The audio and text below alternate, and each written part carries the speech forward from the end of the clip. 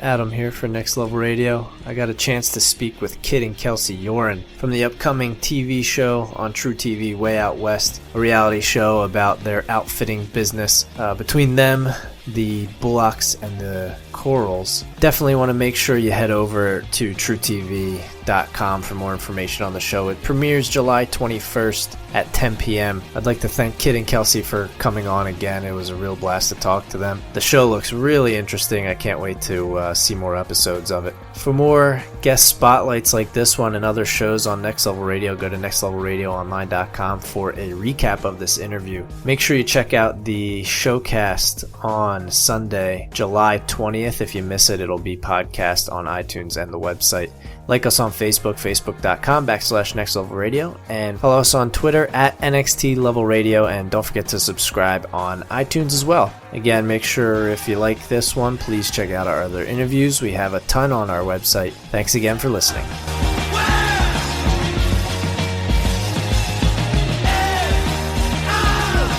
Welcome to another Next Level Radio guest spotlight. I'm your host, Adam Gorey. Unfortunately, Ben could not make it tonight, but it's his loss because I'm actually pretty excited to talk to tonight's guests, as I kind of like to get out and do a little hunting every now and then, and as, of course, all the animal rights activists drop and change the channel, there's something about the great outdoors that's just kind of captivating, and tonight's guests get to live it every day. And they're here to talk about their new show, Way Out West, which premieres on TruTV this Monday, July 21st. Joining me on the Next Level Radio hotline are Kidd and Kelsey Youren. Kidd, Kelsey, thank you so much for coming on the show this evening. Yeah, thanks for having us. Thank you. So, what can we expect from the premiere on Monday and throughout the season of Way Out West? It'll be entertaining, funny. There'll be some stuff that no one has ever seen before, I'm pretty sure. Yeah, Our life is just constant shenanigans. It's like one thing after another with these guys. And, you know, we have a lot of fun. We work hard. We play hard. There's some pretty crazy stuff that goes on that will really capture everybody's attention. Yeah, and you guys are kind of, you know, like the show says, you're way out west. So you're, you know, I assume you have the benefit of kind of being pretty far away from any real civilization where you guys live? Yeah. We could get there, but we choose not to. Yeah. My brother and I grew up, we actually moved to Nevada for a little while when we were kids. Nearest town was 118 miles from us. Wow. That's crazy. We were in the middle of nowhere for a lot of our life. Well, so the show's comprised of three families: your family, the Youren family, the Bullock family, and is it Coral? Is right? Yep. Okay. Yeah, the Yourens, the Corals. So how long ago did the three families, you know, cross paths? I know you guys have been doing this outfitting your family at least for, you know, over 100 years. But how long ago exactly did the three families meet each other? The three families met it'd be 2 generations ago. Okay. Is when they really started conflicting interests. They were all hunting outfitters. That'd be 2 generations ago. I'm the second generation to be in that, or we all are, I guess. Okay, and you know, by the looks of it, it looks to be mostly a friendly rivalry, but does it ever get, you know, a little out of hand, a little violent even sometimes? Well, no one's ever been shot, but it has gotten a little violent now and again, but for the most part, we all get along really, really well. We are competing in the same business, but I've worked for all of them. My little brother's worked for everyone, and our parents were really good friends, and there's a lot of very hard-headed men that work hard and know exactly what they want to do, and they're all competing with each other in their companies, and so they're all friends, but they all secretly are trying to outdo the other one. I think that's the funny thing with... There's been shots fired at each other, but no one's ever been Yeah, I think that's the funny thing with guys in general, especially because, like, you know, guys will end up in a fist fight and 10 minutes later they'll be best friends. Like, it's so weird. Yeah. So, you know, you guys are constantly, obviously, out in the wilderness. What is the weather generally like in Idaho for these trips that you guys always go out on? It depends on the season. Year-round, so it changes every season. It'll go from, right now we're doing fishing trips on the Middle Fork of the Salmon, and it's around 90 degrees, and hot. And later in the year, I'll be cougar hunting. It'll be -20 and 5 feet of snow on the ground. That's very opposite. The thing about Idaho is the weather can change in a heartbeat. I was going to say that's very opposite ends of the spectrum. 100-degree weather, and then it's pouring down rain. Jeez. Well, you two just got married last year, correct? Back in, I think it was September, I saw, something like that? Yeah. Yep. Congratulations. How are you guys enjoying the married life so far? It's been busy, but it's been fun. Well, I know... I'm enjoying it. I don't know how much Kelsey is. Well, I know just from a little bit of research, obviously, Kidd, you've been in through your whole life, and Kelsey, even you have been doing, or I guess you grew up doing a lot of fishing and growing up on the water and stuff like that. How exactly did you guys come to meet? Just by being outfitters. We had a lot of mutual friends, and ended up meeting the first time at an outfitters conference, and then after that out in the middle of the wilderness. Okay. Everything kind of just meshes together. Being outfitters kids is a pretty unique thing. Yeah, I was going to say, I talked to a boat down the river, and I rode my horse out in the middle of the river and talked to her. So. Wow, look at that. Real Prince Charming literally rode up on his stallion, I guess she can tell everybody. Yeah. He literally had, shirt off, blue jeans, cowboy hat, aviators, and he was standing out in the middle of the river with his horse up to its stomach in the water as I floated by in my drift boat. Oh, that's awesome. My wife and I, we got to... storybook. Yeah, when we went on our honeymoon, we actually rode a horse in the water, and we had to ride it bareback. Obviously, you can't put a saddle on it. That's actually it's tougher than it looks. I mean, those horses were a little bony too, so I mean, it's so uncomfortable. I don't know what if your horses maybe are a little well fed, but I guess you're probably used to it at this point. Yeah, they're well fed.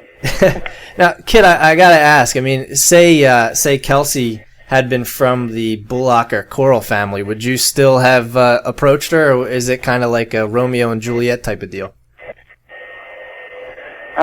Probably wouldn't have. There's a good chance I might be related to her if she was. The families have been around so long that you'd never know. So I had to go out of state to make sure that she wasn't related to me. Okay. Well, just from watching a little bit of the show, it seems like the Yourens are the most fun group. Almost like a bunch of college kids, who just come up with random ideas and just go do them. Have you guys? I'm sure the answer is yes, but if so, what exactly, as far as injuries go, have you done during all these shenanigans? Oh, between Harry and I, a lot. Matt, I don't know, he gets really lucky and just gets little things. He bounces a lot better than Harry and I do, I think. These guys are pretty used to getting hurt, though. Yeah, just last year I broke 9 ribs and punctured a lung and lacerated a lung. And that was just your 2013. A couple years before that, Harry was fighted out. It happens sometimes, but... Kelsey, does any of it overflow to you? It's always one thing after another, and you never know what they're going to be doing. Kelsey, do any of the injuries end up overflowing to you accidentally? I'm pretty careful. I've grown up around all boys, being a fly fishing guide, being the only girl that does it out here, and so I'm pretty used to guys that are doing things like that. These guys kind of take it to another level, but I've gotten pretty good at watching my back. Well, who is it? The downfall is having to take care of them. So somebody over there has now I'll pronounce it I guess correctly for the West, because out here on the East we say coyote, but you guys say coyote, so I'll stick to coyote for the purposes of this interview. Who has the coyotes as a pet over there? It's actually Matt, my older brother.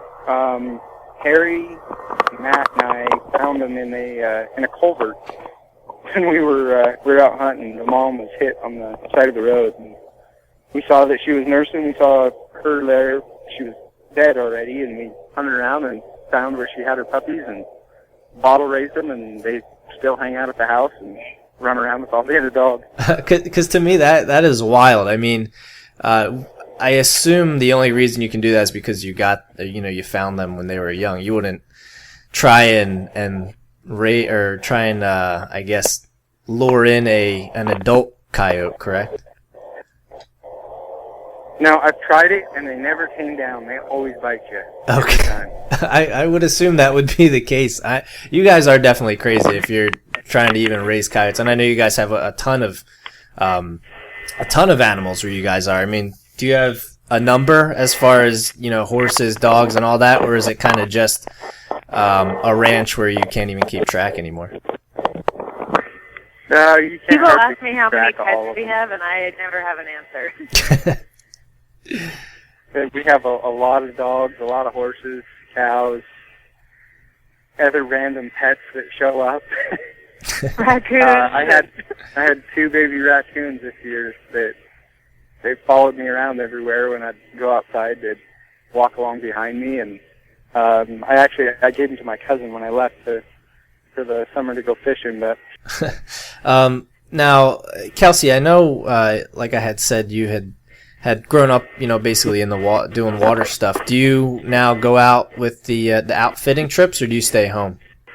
Well, it just depends on the season, because I'm fishing most of the year. I'm fly fishing for trout spring and summer, and then we do steelhead fishing trips all fall over on the Rogue River. And so in the wintertime I get to go, and a few breaks during the spring and fall I get to go. I really love going out with these guys. It's constant entertainment to watch them work. And yeah, so it's fun to see a whole different side of outfitting, too, because I've been a part of the river outfitting my whole life, and fifth generation. But now to see that whole side and the hunting outfitting and everything has been really great. Yeah, and Kidd, did you always, did Kelsey kind of expose you to the water aspects of it, or did you already kind of have an idea of what that was like? Yeah, I didn't even really know what a boat was until I met Kelsey. You just traveled river by horse, right? I'm running the biggest boat there is on the Middle Fork, so. Wow. I learned quick. Is I filming... kind of got thrown in, and it was like, here's the biggest sweet boat on the Middle Fork, and here's a drift boat, go figure out how to run it down the road. And you really excelled at both of them. It's been really fun to watch. That's awesome. I mean, is filming for Way Out West, is that complete, or are you guys still doing some filming? We're gonna start it again next week. We're gonna start back up. We had a little bit of a break for about a month, and now we're gonna start back up again. Oh, that's awesome. Now, can anyone still? I mean, I don't know. Are you guys starting to maybe book up more trips between the 3 families, or can anyone just maybe go online or give you a call and book a trip? I've had quite a few people contact me about going on hunts and stuff since we started filming. Not a whole lot yet, just because the show hasn't even aired yet. So right. I'm sure as soon as it starts playing, there'll be more and more for all of us.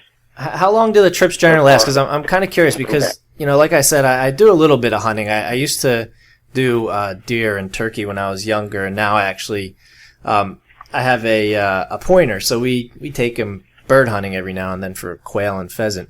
And I'm sure it's absolutely nothing like the animals that you guys have out there, but what generally, I guess, and I mean, I'm sure we'll see more in the show, but what generally does a trip, what do you do in a trip, and how long is a trip?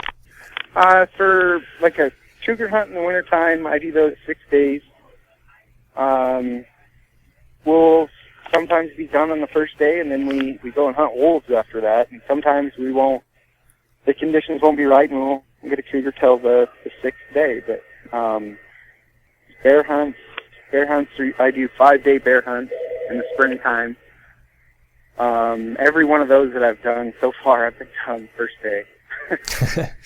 The thing about our trips is that it's all about the customers, and so you have to read your customers and know what they want out of their trip, what kind of experience they're looking for, and you find other activities to do to make sure that they're getting the best trip that they possibly can.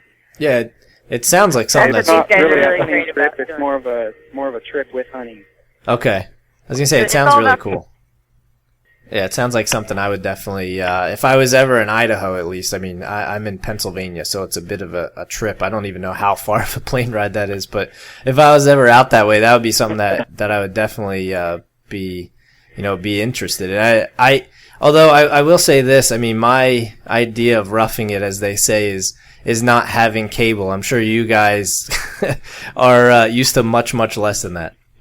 Yeah, the joke's been that we don't even have cable. Can you get cable where you're at? But, the thing is, the fun thing with what we have is that there's always something to do. From we come up with all kinds of stuff. Like the chariot race was just based on boredom. The guys, we figured out how to make the best chariot to get pulled behind a horse and go around. We made a racetrack out in the pasture, and watching those guys go around there was absolutely hilarious, and things like pulling Harry's tooth out, that was just something that he had been talking about for a while, and he needed his tooth pulled and didn't feel like making a trip all the way to town, so just laid him down on the dining room table and pulled his tooth out. Yeah. Our annual whitewater rafting trip, and going out, and the three families, we each have our own boats and race down and stuff like that. It's just a lot of really fun stuff to do, even when we're not hunting. I was going to say, it sounds like a lot of fun. Well, I know we're, I'm going to let you guys get going, but before we wrap up, we like to do on Next Level Radio what's called a rapid fire when we end our interviews. It's just basically, since there's two of you, I only did 2 questions. Usually I do about 4, but I'll ask each of you individually. They're just 2 quick questions, kind of, fun questions. That's kind of the first thing that come to your head. So, Kelsey, I'll ask you first. Where's your favorite place to visit? The Middle Fork of the Salmon River. Okay, and Kidd, how about you? My favorite place? To visit. Bear Valley. Where was it? Idaho. Headwaters of the Middle Fork of the Salmon. Okay. Yeah, I don't know where either of those are, but I'm sure if I'm ever out that way, I'll have to look into it. They're both in the Frank Church River No Return Wilderness. Okay. Idaho. The largest wilderness in the continental U.S. Wow. See, we're kind of, I feel like we're a little sheltered over here on the East Coast sometimes. I mean, wilderness here is maybe, we go to northern PA where it's just a bunch of mountains and stuff. I'm sure wilderness for you guys is a little more, there's a lot more of it out there, I guess I should say. Yeah, well, the Frank Church is about 2.3 million acres, and so it's even bigger than Yellowstone. Yellowstone's 2.1 million acres. That's incredible. But it's no road. You can't even have anything with wheels. Last one. Very protected. And Kelsey, I'll ask you first again. If they made a movie about your lives, who would you want to play you? Oh my gosh, I have no idea. I don't even know. All right, how about you, Kidd? Angelina Jolie. There you go, Angelina Jolie for Kelsey. Brad Pitt. I'm going Brad Pitt or Tom Cruise. Okay. I mean, if Angelina Jolie, I guess you got to go Brad Pitt, right? John Wayne. Did you say John Wayne? John Wayne, yeah. There you go. And Kidd, you're only 27, right? Or are you a little older than that at this point? No, I'm 27. Maybe 28 this month. Okay, yeah, I just turned 27 a couple months ago, so I mean, it's crazy to think, how different, I mean, I'm in a much more, I guess, not industrial, but there's not that many woods, and like I said, I love the outdoors, so I mean, it's crazy to think, I'm sure you've been doing this ever since you were a little baby. I mean, that's got to be quite an experience for sure. Yeah, I think I rode my first horse the day after I was born. Wow. My dad picked me up, got on the horse, and we went and gathered cows all afternoon. There was a colt. It wasn't even a very well broke horse. Oh, really? Yeah, the horse had only been rode, I think, 4 or 5 times. That is really awesome. Well, I want to make sure everybody tunes in to TruTV on Monday for the premiere of Way Out West at 10 p.m. For more info, you can go to TruTV.com. I want to wish you guys the best of luck on the show. It looks really good. I actually got to see much of the first episode, and I was laughing most of the way, especially when they were on the Yoren Ranch. So I want to thank you two for coming on again. I really appreciate it. Well, thank you very much. Thank you. Thanks again for everybody who's listening to Next Level Radio. Head to nextlevelradioonline.com for more shows and guest spotlights. And make sure you subscribe on iTunes as well. That wraps it up. I'm Adam Gorey. See you next time.